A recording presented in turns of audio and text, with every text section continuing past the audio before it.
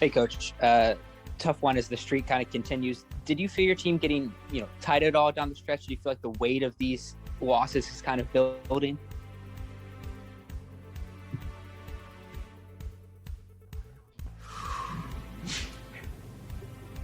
Yeah. That looks like a defeated man right there. And I don't blame him. My heart goes out to Stephen Silas. Back on February 4th, the Houston Rockets were 11-10, just one game out of the fourth spot in the Western Conference. Since then, they've lost 20 games in a row.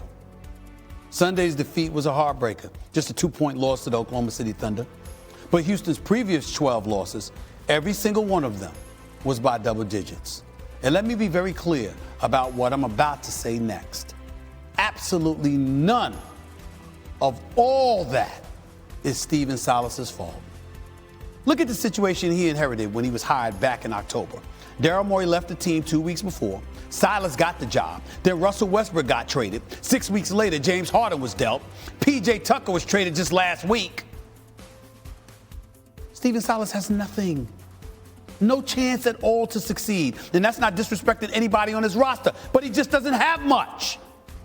What Stephen Silas has in Houston is very different than what Steve Nash was handed in Brooklyn for his first NBA coaching job on any level, let alone a head coaching job.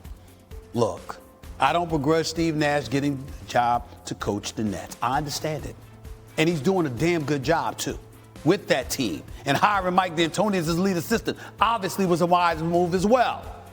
But what bothers me is that in Stephen Silas, we have yet another example of a black coach being put into an impossible situation.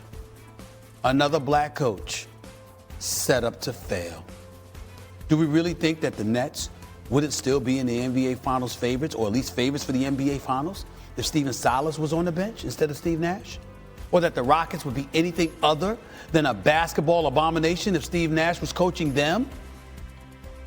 This losing streak, this Rockets team, should not define Stephen Silas.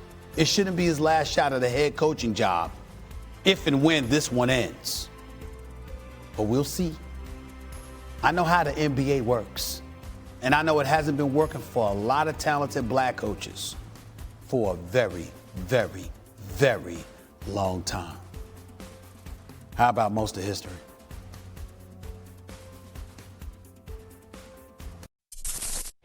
Thanks for watching ESPN on YouTube. For live streaming, sports, and premium content, subscribe to ESPN+.